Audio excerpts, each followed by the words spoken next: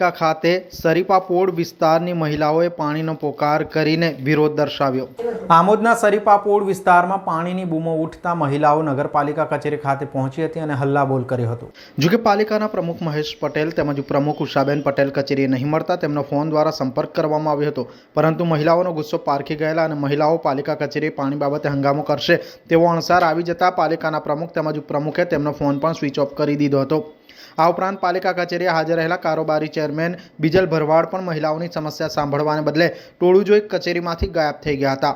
જ્યારે કચેરીમાં વિરોધ પક્ષના નેતા ઉમેશ પંડ્યાને મહિલાઓએ રજૂઆત કરી હતી અને વિપક્ષી નેતા ઉમેશ પંડ્યા પણ મહિલાઓ સાથેના સૂત્રોચ્ચારમાં જોડાઈ ગયા હતા અને મહિલાઓએ આમોદ પાલિકા કચેરી બહાર પાણી આપોના સૂત્રોચ્ચાર કર્યા હતા।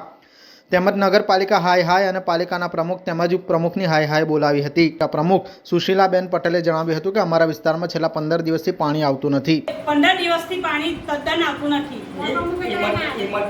હિંમતપુરા વાલ બદલી કર્યો છે।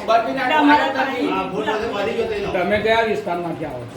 સરીપાપોળમાંથી આવીએ છીએ। કેટલા સમયથી પાણી નથી મળતું તમને? 1 મહિનાથી।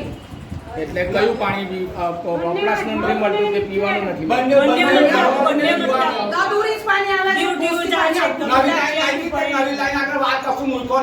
તમે આ પહેલા કોઈને રજૂઆત કરેલી?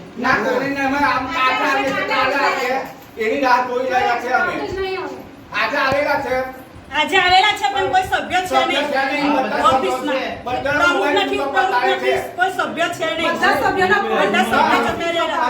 સ્વિચ ઓફ છે। મુખ્ય અધિકારી તમે મહિલા ચીફ ઓફિસર હાજર નથી। બેન જ નથી, પછી કોને મળવાનું? અમારે બેન જ રજા પર છે એવું કહી દીધું અમને। સ્વિચ ઓફ આવે છે બેનનો પર।